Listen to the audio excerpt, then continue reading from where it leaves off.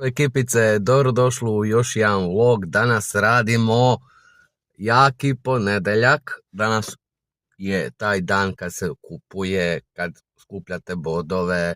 Znači svaki iznos iza 10 eura odete na info u City centar, napunite si karticu, skupite 500 bodova, zamijenite te bodove sa bonom od 20 eura i imate još 2 mjeseca da to iskoristite, pa krenite. Vidimo se.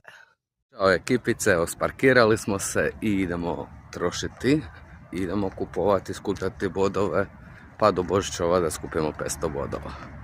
Vidimo se. Evo ja sam odradio svoj ponedjeljak i potrošio 100 eura, zaradio 100 bodova. I vidimo se opet na veliki i jaki ponedjeljak. Vidimo se.